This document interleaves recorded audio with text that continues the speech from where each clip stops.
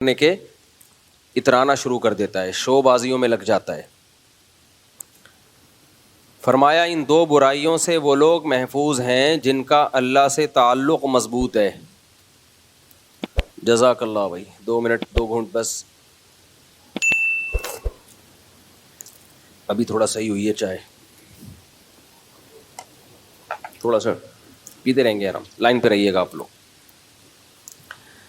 ان برائیوں سے وہ لوگ محفوظ ہیں جن کا اللہ سے تعلق بہت مضبوط ہے۔ اور اللہ سے مضبوط تعلق کی علامت کیا ہے؟ الا المصلین، نماز کی بہت سخت پابندی۔ اسلام میں جتنا فوکس نماز کو کیا گیا ہے کسی حکم کو نہیں کیا گیا۔ اچھا، ہمارا مسئلہ کیا ہے کہ نماز عبادت مقصودہ میں سے ہے۔ دیکھیں شریعت میں 2 طرح کی عبادتیں ہیں۔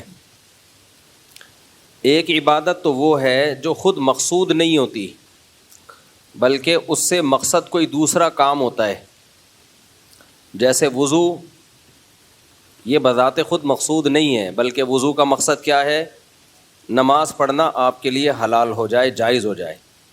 اب کوئی سارا دن بیٹھ کے وضو ہی کرتا رہے، نماز نہ پڑھے، تو اس کو ہم بے وقوف کہیں گے۔ احرام کا بنیادی مقصد کیا ہے؟ احرام خود کوئی عبادت نہیں ہے، لیکن عمرہ یا حج کرنے کے لیے آپ کو احرام کی حالت میں آنا ضروری ہے۔ اس احرام کی حالت میں آئے بغیر آپ نہ حج کر سکتے ہو اور نہ عمرہ کر سکتے ہیں آپ، اس لیے ان کو شرط کہا جاتا ہے۔ شرط کہتے ہیں کسی بھی چیز کا خارج وہ اس کے اندر نہ ہو۔ نماز کے ارکان کیا ہیں؟ قیام ہے، رکوع ہے، سجدہ ہے، تلاوت کرنا۔ وضو نماز کے ارکان میں سے نہیں ہے بلکہ نماز سے باہر کی چیز ہے، اس لیے ہم کہتے ہیں وضو نماز کی شرطوں میں سے ہے۔ پاک ہونا، صاف ہونا، جسم کا پاک ہونا، باوضو ہونا، یہ سب چیزیں نماز کی شرطوں میں سے ہیں۔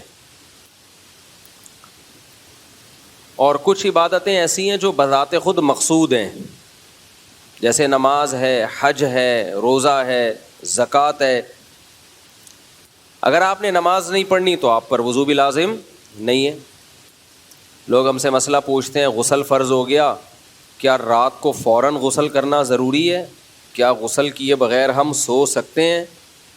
تو اس کا جواب کیا ہے بھائی؟ غسل فرض ہے نماز پڑھنے کے لیے، تو اگر آپ نے رات کو عشاء کی نماز نہیں پڑھی ہے تو پھر تو فوراً غسل فرض ہے تاکہ آپ کے لیے عشاء کی نماز حلال ہو جائے۔ اور اگر آپ نے نماز پڑھ لی ہے تو فجر کی نماز میں ابھی 5 6 7 8 گھنٹے باقی ہیں، تو فوری غسل کرنا فرض نہیں ہے، کیونکہ غسل عبادت مقصودہ میں سے نہیں ہے۔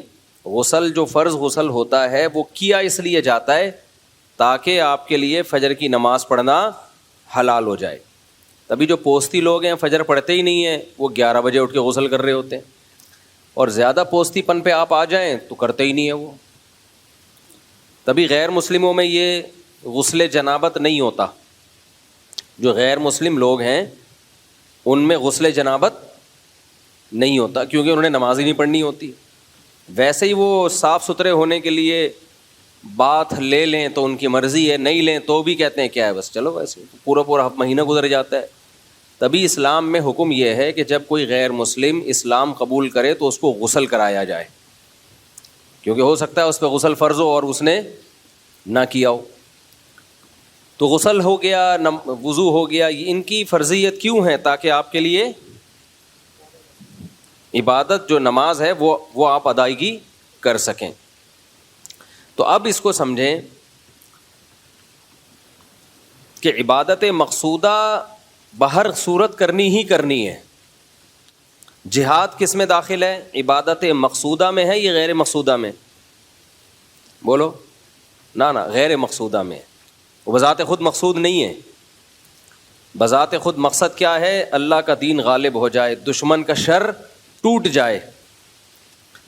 تو اگر دشمن کا شر ویسے ہی ٹوٹ گیا، صلح ہو گئی اور دشمن نے ہتھیار ڈال دیے، تو شریعت بلا وجہ لڑائی کا حکم نہیں دیتی، بلکہ جہاد کے بارے میں جب ہم اصول فقہ کی کتابیں پڑھتے ہیں تو اس میں لکھا ہوا ہے کہ جہاد بذات خود، یعنی اول نظر میں دیکھا جائے، اول نظر میں میرے اتنے سے بیان کو کلپ کاٹ کے نہ کوئی بنا دے, اتنی سی بات کو نہ چلا دیتے ہیں لوگ, پوری بات نہیں کر رہے ہوتے.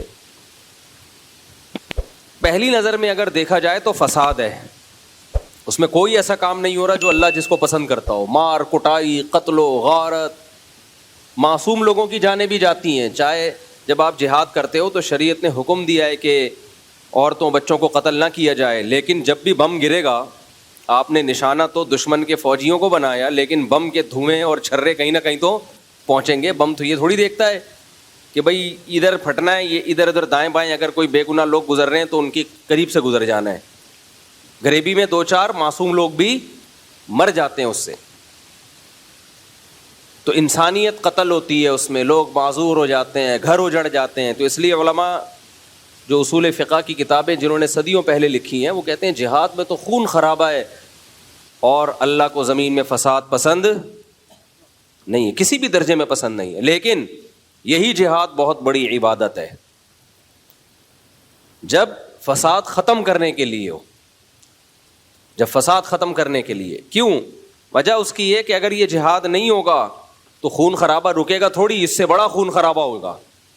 ابھی قریب میں اس کی مثال ہے, انہوں نے فائرنگ شروع کر دی, پڑوسیوں نے میزائل داغنا شروع کر دیے. ہم اگر کہتے بھائی جہاد تو فساد ہے, ہم اگر بم برسائیں گے ماریں گے تو یہ نہ ہو جائے وہ نہ ہو جائے, تو بہتر یہی ہے کہ کچھ نہ کیا جائے. تو ادھر کچھ ہو نہ ہو, ہم اب تک اس دنیا سے, دنیا کی مارکیٹ سے شارٹ ہو چکے ہوتے. لوگ کہتے کہ جی ایک مسجد تھی جہاں مفتی صاحب کا بیان ہوا کرتا تھا. آپ کہہ سکتے ہیں یوٹیوبر بتا رہے ہوتے, یوٹیوبر بھی جا چکے ہوتے. اتنا فساد ہوتا ہے جب. اس لیے جہاد عبادت غیر مقصودہ ہے, مقصودہ نہیں ہے, لیکن ہے بہت بڑی عبادت. جب فرض ہو جائے تو بہت ثواب ہے اس میں. تو یہی وجہ ہے کہ نبی صلی اللہ علیہ وسلم کو جہاں جہاد کیے بغیر غلبہ مل گیا وہاں آپ نے جہاد نہیں کیا. طائف والے آئے, انہوں نے کہا ہم لڑنا نہیں چاہتے, آپ سے سلو کرنا چاہتے ہیں اور ہم آپ کے مذہب کو بھی قبول کر رہے ہیں, اسلام کو بھی, لیکن چند چیزیں جو ہے اس پہ کمپرومائز کریں. تو جو اسلام کی بنیادی چیزیں تھیں اس پہ تو آپ نے کمپرومائز نہیں کیا. جیسے انہوں نے کہا ہم شراب ہمارے لیے حلال ہوگی, فرمایا نہیں یہ نہیں ہو سکتا, یہ تو اسلام کی بیسک چیزیں ہیں نا, یہ نہیں ہو سکتا. ایک قبیلے سے آپ کا معاہدہ ہوا, انہوں نے کہا کہ ہم جو جزیہ دیں گے لیکن اس کو جزیہ کا نام نہیں دیں گے.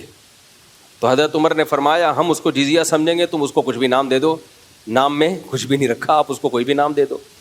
تو آج ہمارے دینداروں میں ایک مسئلہ یہ بھی ہے کہ وہ ایک چیز کو پکڑ کے بیٹھ جاتے ہیں, یہ نہیں دیکھتے کہ شریعت کا اس سے مقصد کیا تھا. 2 انتہائیں ہیں ہماری سوسائٹی میں.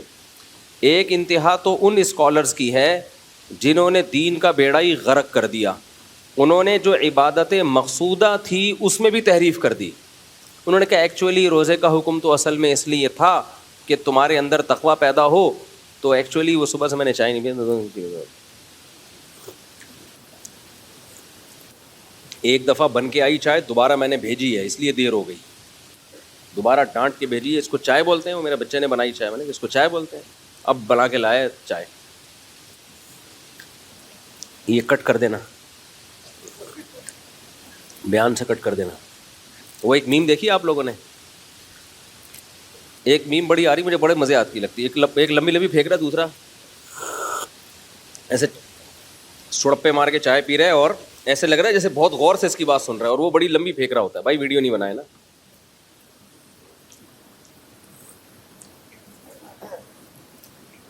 بس جزاک. تو ایک فریق نے تو کیا کیا, جو عبادت مقصودہ تھی نا اس کا بھی انکار کر دیا. ایک فرقہ ہے وہ نماز کا منکر ہے, وہ کہتے ہیں نماز ہے ہی نہیں اسلام میں, ایکچولی وہ تو اس لیے تھی. منکرین حدیث بھی بہت سے نماز کا انکار کر دیتے ہیں, کہتے ہیں بھائی نماز کا جو بنیادی مقصد تھا وہ تو گیدرنگ تھی اور بے حیائی سے تمہاری جان چھوٹ جائے. ان الصلاۃ تنہی عن الفحشاء والمنکر, نماز بے حیائی سے روکتی ہے, اور یہ تو اب نماز روک ہی نہیں رہی ہے تو اب نماز پڑھنے کی ضرورت ہے ہی نہیں. تو یہ بالکل غلط دلیل ہے بھائی. نماز عبادت مقصودہ میں سے ہے, یہ خود مقصود ہے, یہ خود کیا ہے, مقصد ہے. آپ کو نماز بے حیائی سے روکے نہیں روکے آپ نے پڑھنی ہی پڑھنی ہے. رمضان کا روزہ آپ نے ہر صورت میں رکھنا ہے، چاہے وہ رمضان کا روزہ آپ کے اندر تقوی پیدا کرے یا نہ کرے۔ روزے کی حکمت اللہ نے کیا بیان کی ہے؟ تقوی، لعلکم تتقون، تاکہ تمہارے اندر تقوی پیدا ہو۔ کیا ہو رہا ہے پیدا؟ کتنے لوگ ہیں رمضان میں بھی ٹھگ رہے ہوتے ہیں لوگوں کو، فلمیں دیکھ کے ٹائم پاس کر رہے ہوتے ہیں روزے میں، تو تقوی تو پیدا ہی نہیں ہو رہا، تو ان کو کیا کہا جائے گا؟ روزہ چھوڑ دیں وہ؟ نہ نہ نہ، بالکل نہیں، روزہ پھر بھی رکھنا پڑے گا۔ نماز کا بنیادی مقصد ہے اللہ سے تعلق کیا ہو جائے آپ کا مضبوط۔ بہت سے لوگوں کا نہیں مضبوط ہو رہا ہوتا نماز سے تعلق، پھر بھی نماز چھوڑنے کی ان کو اجازت نہیں ہے، کیونکہ یہ عبادت مقصودہ میں سے خود مقصود ہے، اس کو کرنا ہے آپ نے ہر صورت میں۔ تو کچھ لوگوں نے کیا کیا، انہوں نے کہا کہ چونکہ نماز سے مقصد حاصل نہیں ہو رہا لہذا نماز پڑھنے کا کیا فائدہ۔ ایسے لوگ یہ تانے دیتے ہیں کہ تمہیں ایسی نماز کا کیا فائدہ جو تمہیں جھوٹ سے نہ بچا سکے، چھوڑو اس سے تو وہ انگریز ہی اچھے ہیں جو نماز نہیں پڑھتے، سچ تو بولتے ہیں نا کم از کم۔ ایسی نماز سے کیا فائدہ جو تمہیں کرپشن سے نہیں روک سکتی، اس سے بہتر تو وہ ایماندار آدمی ہے جو نماز نہیں پڑھتا لیکن بے ایمانی نہیں کرتا۔ نہ نہ نہ نہ، یہ جملہ زبان سے مت نکالا کرو۔ بے ایمانی کرنا الگ جرم ہے، نماز چھوڑنا الگ جرم ہے۔ اسلام سے پتہ چلتا ہے کہ نماز قضا کرنا بے ایمانی سے بڑا جرم ہے اللہ کی نظر میں۔ نماز قضا کرنا اللہ کی نظر میں بے ایمانی سے، بول لینا یا سب کو چائے پلاؤں کیا تب ایکٹیو ہوں گے کیا؟ ہاں تو آپ ایسے سست سے لگ رہے ہو یار، تو اتنا تھوڑی ہے کہ میں نے پی ہے تو اب میں سب کو پلاؤں بیٹھ گیا، کبھی پلا بھی دیں گے انشاءاللہ۔ تو نماز چھوڑنا اللہ کی نظر میں یہ زیادہ بڑا جرم ہے، کرپشن بھی بڑا جرم ہے۔ تو وجہ کیا ہے؟ ہم نے انسانوں سے پوچھا ہے کہ صحیح کیا ہے غلط کیا ہے۔ قرآن سے آپ پوچھو تو قرآن جتنا فوکس نماز کو کرتا ہے اتنا کسی چیز کو نہیں کرتا۔ کیوں فوکس کرتا ہے نماز کو؟ اللہ کہتے ہیں پہلے مجھے تو مانو، اور تم مجھے مانتے ہو اس کا ثبوت پیش کرو، اور اس کا ثبوت کیا ہے؟ نماز۔ جہاں ایمان والوں کی اللہ نے علامات بیان کی ہیں، سب سے پہلے نمبر پہ اگر کسی چیز کا ذکر ہوتا ہے تو وہ کس کا؟ نماز کا۔ نماز قائم کرتے ہیں، نماز قائم کرتے ہیں، نماز قائم کرتے ہیں، باقی سب چیزیں بعد میں۔ معاہدوں کی پابندی کرتے ہیں، یہ بھی اگلے نمبر پہ بیان کیا اللہ نے، ایگریمنٹ کو پورا کرتے ہیں، وعدوں کو پورا کرتے ہیں، سچ بولتے ہیں، سب علامتیں بعد میں بیان ہوتی ہیں۔ اللہ کی نظر میں جب اللہ ایمان والوں کی علامتیں ذکر کرتے ہیں ان میں سب سے پہلے کس کو بیان کرتے ہیں؟ نماز کو۔ یہاں ایک اشکال ہوگا، بھائی یہ کیا بات ہے، اللہ تعالیٰ نماز کو زیادہ فوکس کر رہے ہیں، بھلے لوگوں کو ٹوپیاں کراتے رہو، جھوٹ بولتے رہو۔ یہ وجہ نہیں ہے کہ اللہ کو جھوٹ سے نفرت نہیں ہے۔ قرآن میں آتا ہے لعنت اللہ علی الکاذبین، جھوٹ بولنے والوں پر اللہ کی لعنت۔ اصل میں اللہ نے نماز کو سب سے زیادہ فوکس اس لیے کیا ہے کہ ہم کسی چیز میں اچھائی اور برائی کا جو کرائیٹیریا اور معیار ہے نا ہمارا، وہ ڈیفرنٹ ہے، اور اللہ کا معیار ہم سے بولو ڈیفرنٹ۔ جیسے کوئی بھی شخص بات کر رہا ہوں، ہم کہتے ہیں یار اس میں میرا جو کیا ہے وہ اوپینین ہے نا وہ تھوڑا سا ڈفرینٹ ہے، میں ذرا ڈفرینٹ اینگل سے دیکھتا ہوں، میں تھوڑا مختلف زاویے سے چیزوں کو دیکھتا ہوں۔ مجھے آج پتہ چلا کامران مسیح تو پائلٹ ہی نہیں ہے، اگرچہ بیان سے ہٹ کے ایک بات ہے، آج پتہ چلا کامران مسیح تو، میں تو جانے والا تھا اس کے گھر۔ آپ کو حیرانگی ہو رہی ہے؟ وہ تو نیویگیٹر ہے ایئر فورس میں، اچھے اٹے، اور سب کس کی جھولی میں لا کے ڈال دے؟ ماں کی جھولی۔ بیگم کو بالکل لفٹ نہ کرائے۔ تو ہر شخص کا اپنا ایک معیار ہے نا، تو کیا اللہ کو یہ حق نہیں ہے کہ اس کا بھی ایک معیار ہو اچھائی اور برائی کو متعین کرنے کا اور تولنے کا، کہ کون اچھا ہے اور کتنا اچھا ہے اور کون برا ہے اور کتنا برا ہے؟ اب انسانوں کی نظر میں اچھا وہ ہے جو انسانیت کی خدمت کرے، لوگوں کو کھلائے پلائے۔ تبھی ہم دیکھو جو ہم سے اچھے اخلاق سے بات کرتا ہے اور ہماری خدمت کرتا ہے، اور بٹیر کا آج لائیں آپ سالن, جو بٹیر کا شوربے والا ہے نا, ہیں شوربے والا ہے نا, اللہ جزائے خیر. تو یہ میری دعوت کر رہے تھے, میں نے کہا ادھر ہی لے آئیں یار, تو انہوں نے کہا بٹیر کا کھانا ہے. پھر میں نے سارے کو بولے شوربے والا گوشت, شوربے والا مزے کا لگتا ہے, اس میں جو روٹی ڈبو ڈبو کے کھانے کا مزہ ہے نا, اس کا اپنا ہی مزہ ہے. کیا خیال ہے, ہضم جلدی ہوتا ہے. حکیم لوگ بولتے ہیں, حکیم لوگ, کہ شوربے والی چیزیں کھایا کرو, اس سے انسان کم بیمار ہوتا ہے, لذت بھی اس میں زیادہ ہے. جو فاسٹ فوڈ آ گیا نا ہمارے یہاں, اب وہ کیٹو ڈائٹ پر ہو ایک الگ بات ہے. وہ ڈاکٹروں نے آج کل ایک کیٹو ڈائٹ لائی ہوئے ہیں کہ وہ صرف پروٹین لو. ہم تو نارمل لوگ ہیں بھائی, ہم نارمل خوراک کھانے والے لوگ ہیں. تو آج کل ڈاکٹروں نے کیٹو ڈائٹ کے نام سے ایک ڈائٹ پلان دیا ہوا ہے لوگوں کو, کہ بالکل کارب کو آپ تقریباً زیرو کر دیں اور خالی گوشت کھایا کریں. کھائیں آپ, ڈاکٹروں کی آپ عمل کریں. ہم تو جو صدیوں سے باپ دادا کھاتے آ رہے ہیں, اللہ کا شکر ہے, ہم وہی اچھا لگتا ہے.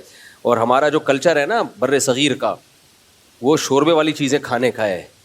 انگریزوں میں شوربے والی چیزوں کا کوئی تصور ہی نہیں ہے. امریکن کو دیکھ لو, چائنیز کو دیکھ لو, جیپنیز, شوربہ کھاتے ہی نہیں ہیں. ان کو کبھی نہاری میں روٹی ڈبو کے کھلاؤ, جو ہضم بھی آسانی سے ہوتا ہے وہ کھانا, باڈی کو لگتا بھی ہے, مزہ بھی آتا ہے, پھر مزے کی نیند بھی آتی ہے. اور حکیموں کے بقول بیمار بھی کم ہوتا ہے آدمی. اب ڈاکٹر اس رائے سے اتفاق کرے نہ کرے مجھے نہیں پتا, لیکن میرا تجربہ بھی ہے. تو اس لیے شوربے والی چیزیں میری رائے ہے. باقی ڈاکٹروں سے پوچھ لو کیا کھانا ہے کیا نہیں کھانا. خیر, تو انگریزوں نے جو ہے نا یہ فاسٹ فوڈ, یہ جو چکن, بوائل چکن اور برگر چکن اور یہ سب چیزیں گوروں نے لگایا ہے. آپ گوروں کو شوربے والی چیزیں خود کھلاؤ تو دیکھو وہ اس پہ سیٹ ہو جائیں گے. کیونکہ سرید نبی صلی اللہ علیہ وسلم کی سنت ہے, گوشت کے شوربے میں روٹیاں ڈبو دی جاتی تھیں, وہ جو اچھی طرح اس کو پی لیتی پھر اس کو کھایا جاتا تھا. تو زود ہضم بھی ہے, آسانی سے ہضم بھی ہوتا ہے وہ, اور مزہ آتا ہے اس کو کھانے میں, باڈی کو لگتا بھی ہے وہ. البتہ گندم کی روٹی کے بجائے آج کل کیونکہ گندم میں کارب بہت زیادہ ہے, تو گندم کی روٹی کے بجائے جو یا دوسری ملٹی گرین ٹائپ کی چیزیں وہ والا آٹا ہو تو زیادہ اچھا ہے. خیر, تو ہمیں تو بھائی وہ ہمارا کرائٹیریا کیا ہے, ہمیں وہ اچھا لگے گا جو ہمیں شوربے والا بٹیر کھلا رہا ہوں. صحیح ہے نا, شوربے والا بٹیر کھلا رہا ہوں تو میں تو اس کی تعریف کروں, کتنے اچھے آدمی ہیں بھائی. اور اب کیا یہ اب سارا ہی بتانا شروع کر دوں, لوگ بولیں گے سارے جو ہے نا یہ اسی چکر میں مولوی صاحب کے لوگ ان کو یہ کھلایا کریں. تو اس لیے مزید مثالیں میں نہیں دیتا کہ دمبے کی چربی اور پھر اس میں پراٹھا بنا ہوا ہو صبح ناشتے میں, اور زیادہ ہو جائے گا پھر نا. اچھا خیر, آئل کم ہو شوربے والے, اس میں آئل سے مزہ خراب ہوتا ہے. میں آپ کو بتاؤں, شوربے جو گوشت, آلو گوشت کا جو شوربہ ہے نا, تازہ گائے کا گوشت ہو, آلو ہو اور شوربہ ہو, مزہ نہ آئے پیسے واپس. خیر, تو انسان کا معیار کیا ہے بھائی؟ انسان کا معیار یہ ہے کہ جو انسانیت کی خدمت کرے ہمیں وہ سب سے زیادہ اچھا لگتا ہے. بھئی یہ بیوہ عورتوں کی مدد کرتا ہے, یہ یتیموں کی مدد کرتا ہے. قرآن نے بھی تعریفیں کی ایسے لوگوں کی, لیکن سب سے اچھا یہ ہے نا نا نا نا, اللہ کہتے ہیں سب سے اچھا یہ نہیں ہے. برا کون ہے ہماری نظر میں؟ ہماری نظر میں سب سے برا وہ ہے جو لوگوں سے جھوٹ بولے. یقیناً بہت برا ہے. قرآن کہہ رہے لعنت اللہ علی الکاذبین, جھوٹوں پر اللہ کی لعنت. ہماری نظر میں سب سے برا وہ ہے جو انسانوں کا قتل کرے. یقیناً بہت بڑا جرم ہے قتل کرنا, لیکن کیا سب سے بڑا جرم ہے؟ اللہ کہتے ہیں نہیں, سب سے بڑا نہیں. ہماری نظر میں سب سے بڑا جرم انسانیت کو قتل کرنا ہے یا نہیں ہے؟ اسلام کہتا ہے بہت بڑا جرم ہے یہ, سب سے بڑا نہیں ہے. تو اللہ سے اگر ہم پوچھتے ہیں نا سب سے بڑا جرم, تو اللہ کہتے ہیں ان الشرک لظلم عظیم. اللہ سب سے پہلے جب کسی کو تولتا ہے نا کہ یہ اچھا ہے یا برا, تو اللہ کہتے ہیں سب سے پہلا معیار یہ ہے کہ یہ مجھے مانتا ہے اور میری توحید کا اقرار کرتا ہے یا نہیں کرتا. یہ اللہ کا معیار ہے. اب آپ کو اس سے, آپ کا نقطۂ نظر اس سے ہٹ کر ہو یا اس کے موافق ہو, اللہ پر اس سے کوئی فرق بولو نہیں پڑتا. آپ اگر کہتے ہو میری یہ سمجھ میں نہیں آتا کہ کیوں بھائی ایک آدمی نے 10 انسانوں کو قتل کر دیا, وہ لیکن وہ توحید پرست تھا, وہ مسلمان تھا, وہ اگرچہ جہنم میں جائے گا, بہت لمبی سزا ملے گی اس کو, لیکن بالآخر جنت سے نکل جائے گا.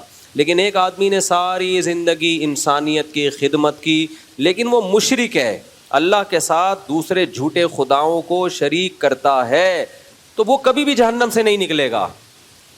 ہمیں اس پر اشکال ہو سکتا ہے, آپ کو اشکال ہو سکتا ہے, غیر مسلم کو اشکال ہو سکتا ہے.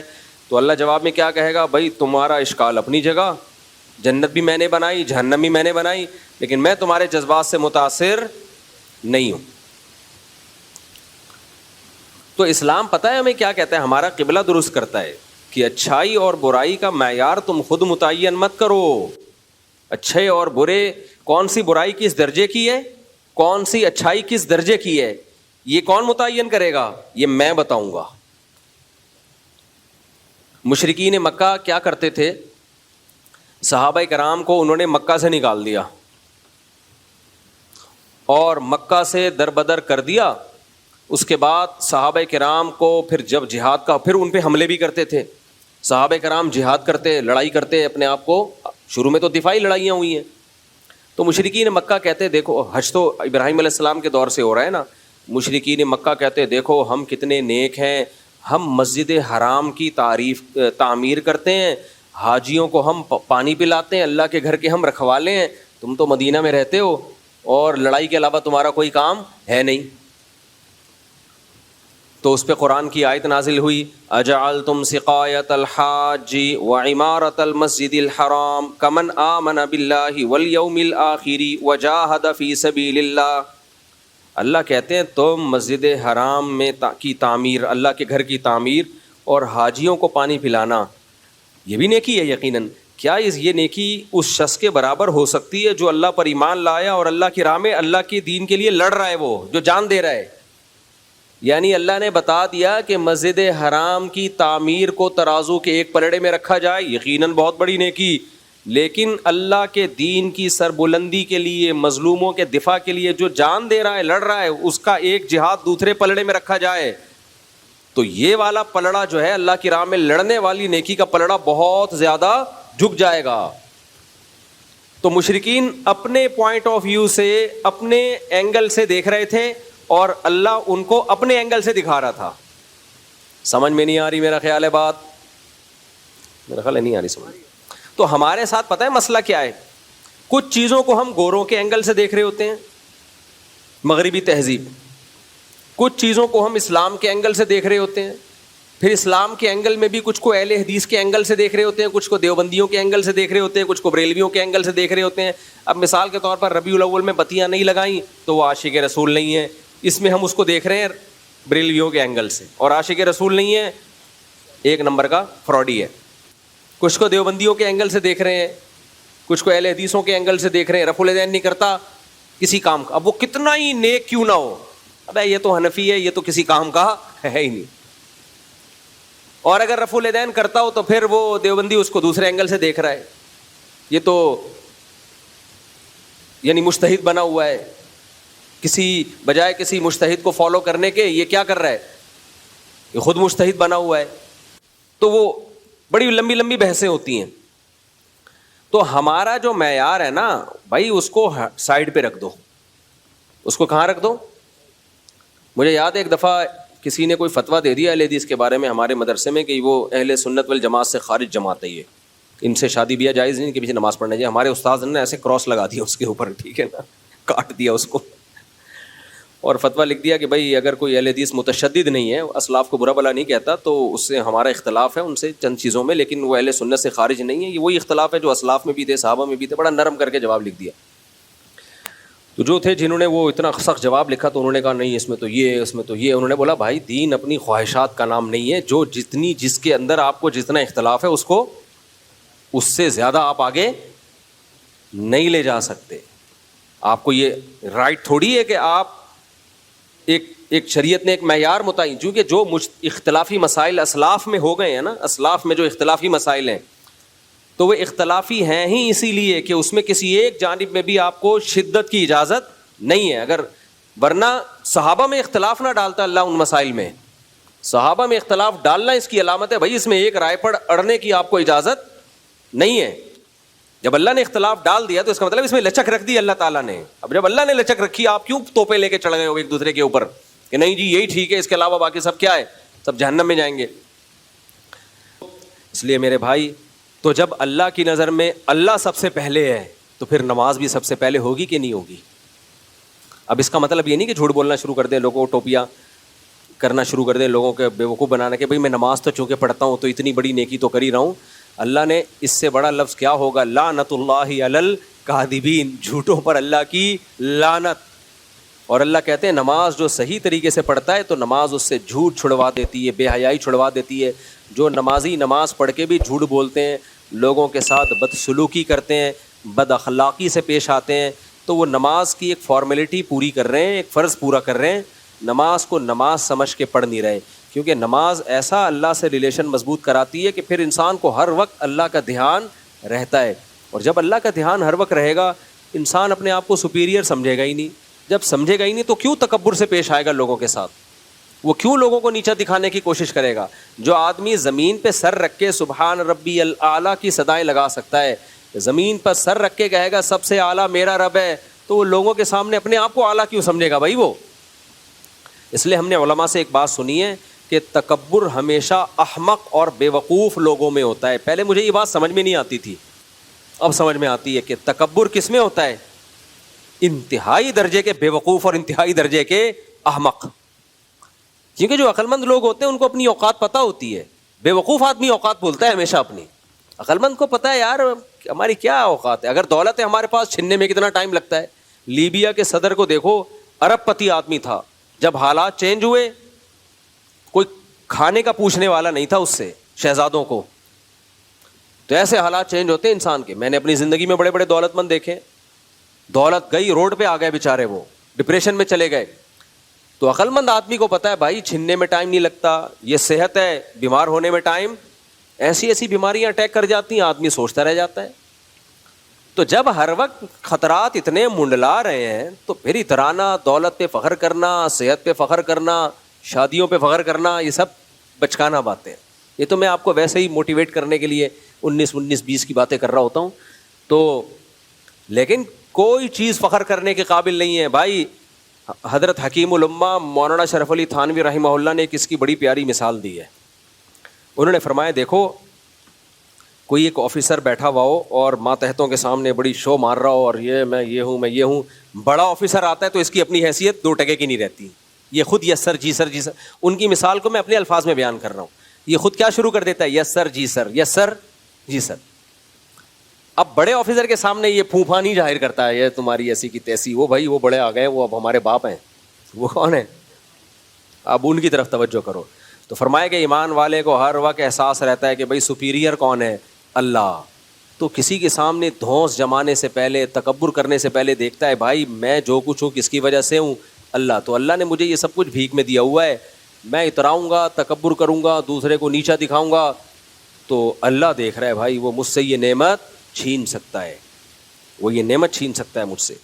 تو اس لیے میرے بھائی اللہ تعالیٰ نے سب سے زیادہ قرآن میں جس چیز پہ زور دیا ہے وہ ہے نماز. اور نماز کا بنیادی مقصد اللہ سے ریلیشن کیا ہو جائے مضبوط. تو یہ ریلیشن قائم ہوئے بغیر کام نہیں چلے گا. میرے اکثر بیانات نظریات کی اصلاح پہ ہوتے ہیں, کانسیپٹ کلیئر کرنے پر ہوتے ہیں. تو کانسیپٹ کلیئر کرنا کافی نہیں ہے, نظریہ درست ہو جانا کافی نہیں ہے. مسائل جب حل ہوں گے جب اللہ سے ریلیشن مضبوط ہوگا, اور وہ کثرت سے نماز اور خشوع و خضوع سے نماز پڑھے بغیر وہ ممکن ہے نہیں. تو اس لیے کچھ عملی زندگی پر بھی آنا چاہیے, نماز کو مضبوطی سے قائم کریں. اور دیکھو جو کام مشکل لگے نا وہ زیادہ کرنا شروع کر دو تو آسان ہو جائے گا. مشکل کام زیادہ کرو گے تو کیا ہو جائے گا, آسان ہو جائے گا. مثال کے طور پر BBC میں ایک ٹوٹکا آیا ہوا تھا گہری نیند کا. گرمیوں کے دنوں میں گہری نیند کا ایک ٹوٹکا تھا, BBC کی نیوز میں نے خود پڑھا. اب پتہ نہیں وہ ٹوٹکا صحیح ہے لیکن اس کی لاجک بنتی ہے. انہوں نے کہا کہ بھائی آپ کو اگر گرمی بہت لگ رہی ہے اور AC ویسی نہیں ہے اور آپ سونا چاہتے ہو, گرمی بہت لگ رہی ہے, تو گرم پانی میں پاؤں ڈال دو. پہلے ہی گرمی ہو رہی ہے اور پاؤں کہاں ڈلوائے جا رہے ہیں, گرم پانی میں. گرم پانی میں تھوڑی دیر پاؤں ڈال کے آپ لیٹو, سو جاؤ. وجہ کیا ہے کہ وہ جو آپ کو کمرے کا ٹیمپریچر ہے نا وہ ٹھنڈا لگنے لگے گا. رہنے دو, کیونکہ آپ اس سے زیادہ گرمی ہو گئی نا, صحیح ہے نا, اس سے زیادہ گرمی ہو گئی ہے, لہذا کمرے کا ٹیمپریچر آپ کو کیا لگے گا, نارمل لگنا شروع ہو جائے گا. یہ ایک اصول ہے. بڑی ٹینشن اٹھا لو گے تو چھوٹی ٹینشن کیا لگے گی. تبھی میں کہتا ہوں 2-3 شادیاں جو کرتے ہیں نا, یہ ٹینشنیں ان کو مذاق لگتی ہیں, کیا مذاق کر رہی ہے, کوئی اور بات. اللہ بچائے ہم کو چھوٹی بڑی ہر طرح کی ٹینشن سے, لیکن ایک مثال دے رہا ہوں میں. کہتے یہ کیا ہے, یہ کوئی جھگڑا ہے. میرے پاس لوگ فیملی کے جھگڑے لے کے آتے ہیں, میرا بیوی سے یہ پھڈا ہو گیا, اس کو پھڈا کہہ رہے ہیں یار, تو یہ تو ہمارے یہاں روز ہو رہے ہوتے ہیں چھوٹے موٹے, یہ تو پھڈوں کے ساشے ہیں, اس کو پھڈا تھوڑی کہتے ہیں. پھڈا تو وہ ہوتا ہے ہاتھ پاؤں توڑو, سالے تمہارے منہ توڑ دیں اور تم سالوں کا منہ توڑ دو, بتیسی باہر نکال دی, اس کو کیا کہتے ہیں. یہ جو تم لے کر آئے ہو نا میری بیوی نے یوں, یہ کیا ہے بچوں والے پھڈے لے کر آیا وہ. تو خیر, تو اللہ بچائے بھائی ہر طرح کے پھڈوں سے. ایسا نہ کوئی سالے والے سے منہ توڑوا کے بیٹھ جائیں, یا آپ کسی سالے کا منہ توڑ دیں. اللہ ہم سب کے منہوں کو بچا کے رکھے. تو بڑی ٹینشن جب انسان اٹھا لیتا ہے تو چھوٹی ٹینشن اس کو بولو ہلکی لگتی ہے. تو نماز پڑھنا مشکل لگ رہا ہے نا, زیادہ پڑھ لو. روزہ رکھنا مشکل لگ رہا ہے, لگاتار کئی روزے رکھ لو. پیر جمعرات کا روزہ بہت آسان ہو جائے گا آپ کے لیے, کئی روزے دبا کے رکھ لو اکٹھے, تو پیر جمعرات کو سنت ہے وہ آسان ہو جائے گا. تو ہم کیا کرتے ہیں, ہم الٹا چل رہے ہوتے ہیں.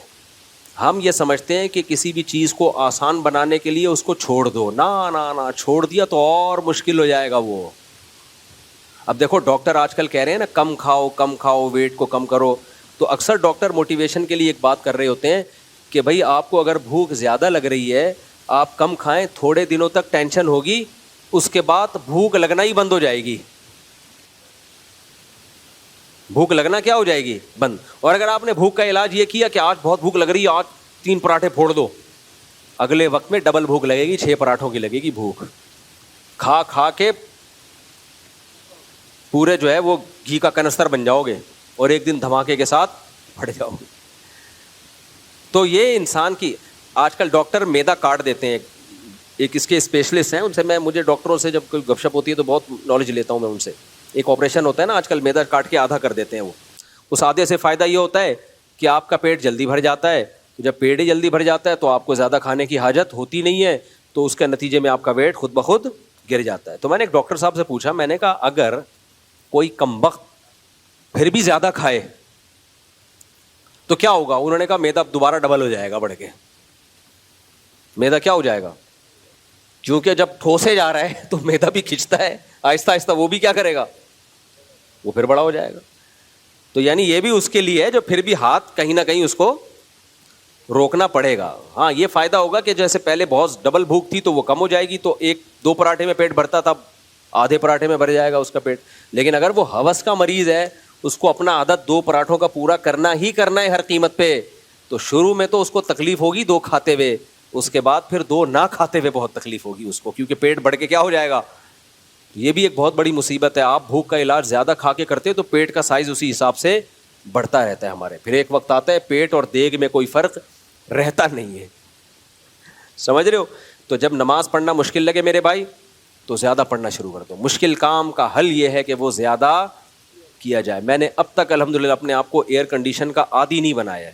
کتنی دفعہ ایسا ہوتا ہے میرے بچے اے سی میں سو رہے ہوتے ہیں, میں اے سی سے باہر سو رہا ہوتا ہوں. ابھی بھی ایسا ہوتا ہے. کل رات بھی میں اے سی کے باہر سویا ہوں, بچے اے سی میں سوئے ہیں. کیوں بھائی, میں کیوں اپنے آپ کو مصیبت میں ڈال دوں یار.